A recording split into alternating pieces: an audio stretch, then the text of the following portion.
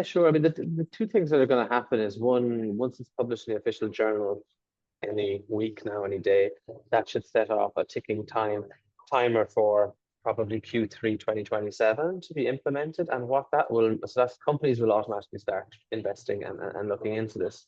But alongside that, the European Commission has to produce a number of additional documents about how this is going to be implemented. It is a level 1 all-encompassing text, including all sectors, all risks.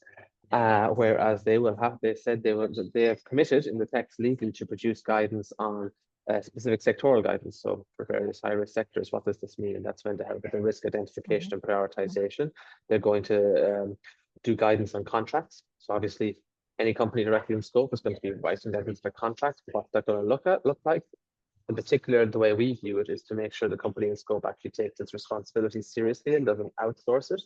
It's also going to look at, there's also going to be the tangential thing about where's public money going as well, because private money and private activity can solve a certain amount of problem, but for risks that are happening outside the EU in middle and low income countries where there is a lot of development money, is it following the same path as the risks being identified by corporates? It would seem counterproductive if it wasn't to a certain extent. If the private sector was identifying a risk, the public sector wasn't.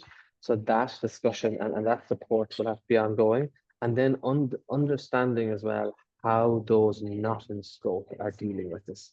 Because the worst thing the law could produce, the worst thing that CSDD could end up with is those in scope simply design a good list of suppliers and a bad list. Because then there's no engagement with the risks, or they rapidly disengage from the supply chain. There's nothing in the law that legally says they have to, but it probably will be a learning journey led by the Commission and led by member states to explain that to companies, because if you speak to any compliance officer or legal team, their instinct is, can you get this elsewhere? Is it less risky? Yes, then do that. And that is not what it's meant to be. So I think a lot of it will be actually educating on the spirit of the law, saying it's fine to have, you're legally allowed to have risks in your supply chain. You can engage in supply chains after the law is implemented and have risks. That's fine. But what you cannot do is just not engage with them at all. And then I think the other thing we'll see is, and we already have it in certain sectors like cocoa or ICT, etc., a building up of multi-stakeholder initiatives of companies coming together for peer-to-peer learning, sharing information, because they know they have the same risks, they're in the same regions, they're in similar supply chains. They only have a certain amount of leverage on their own. Collectively, they have larger leverage. So instead of having a race to the bottom, they can have a collective baseline that they're approaching all the same suppliers and customers with. And that would kind of collectively raise the bar.